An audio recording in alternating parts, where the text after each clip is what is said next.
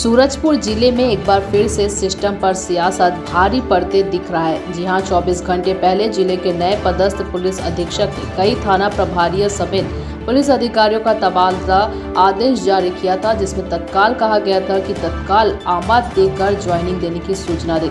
लेकिन पुलिस अधीक्षक ने तबादला करने से पहले विधायकों से कोई चर्चा नहीं किया, ना ही लिस्ट की जानकारी दी, जिससे जिले के दोनों विधायकों को ये बात इतनी नागवार गुजरी कि पुलिस अधीक्षक को उनके नाराजगी की शिकार होना पड़ गया और अपने आदेश को रोकने को मजबूर होना पड़ा। बताया तो यहाँ तक जा रहा है कि इस मामले पर दोनों विधायकों ने पुलिस अधीक्षक को सर्किट हाउस में तलब भी किया था।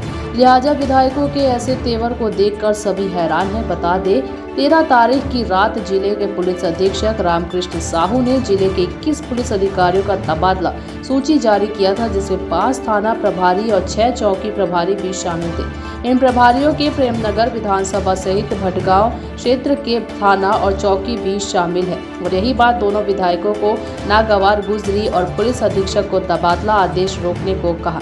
इधर इस फरमान को पुलिस अधीक्षक दबी जुबान पर स्वीकार तो कर रहे हैं, लेकिन कैमरे के सामने कुछ भी कहने को तैयार नहीं हुए। हालांकि भटगांव विधायक पारसनाथ राजवाड़े ने स्वीकार किया कि अभी जिले में नए निरीक्षकों का तबादला हुआ और कई को आकर ज्वाइनिंग करना है। ऐसे में तबादला करना सही नहीं है। उनके ज्वाइनिंग के बाद तबादला करने को कहा है। सूरजपुर से विष्णु कसेरा की रिपोर्ट।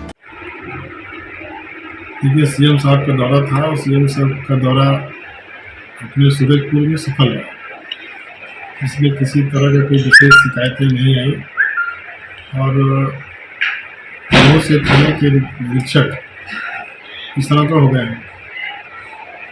कोई निरीक्षक यहाँ आना है और जब तक निरीक्षकों की ज्वाइनिंग नहीं होगी तब तक स्थानांतरण करना ठीक नहीं था। व्यवस्था अच्छे से नहीं हो पाएगा और रोज़ रोज़ इधर का हटाना उधर हटाना उचित नहीं था और इसीलिए हमने उसको रोक लगाने के लिए कहा है कि जब तक निरीक्षक नहीं है तब तक उनको यथावत रखा जाए, ताकि जैसे पोस्टिंग होता है और उनकी व्यवस्था अनुसार किसको क्या करना चाहिए।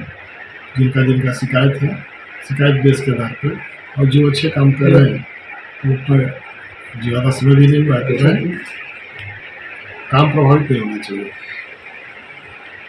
एक कार्यशैली है और हम तो चाहते हैं कि क्षेत्र में अच्छे से काम हो और जो अच्छा वर्कर है उसको अच्छा जगह पे भी रहना चाहिए, जिसको ज़्यादा बड़ा एरिया है और जो अपने कार्य में निष्पक्षता के साथ करता है तो उसको अच्छे से काम करने का अवसर मिलना चाहिए। और जो लापरवाही करता है ऐसे व्यक्ति को भी अच्छा जगह नहीं मिलना चाहिए। अच्छा जगह का मतलब जगह तो सब अच्छा है, पर लोगों के प्रभारी का बात आता है कि प्रभारी रहे जो अपने नीचे जो कर्मचारी हैं उसको मैनेजमेंट भी कर ले, उससे काम भी ले ले, आम आदमी अपने बात को रखे, उसका सुनवाई हो। ऐसे लोग प्रभारी के पद पर हैं। ऐसा नहीं है कि कोई प्रभारी पद पर नहीं रहा है तो किसी को भी उठा के डालते हैं। प्रभारी होना जरूरी नहीं है, काम करना जरूरी है।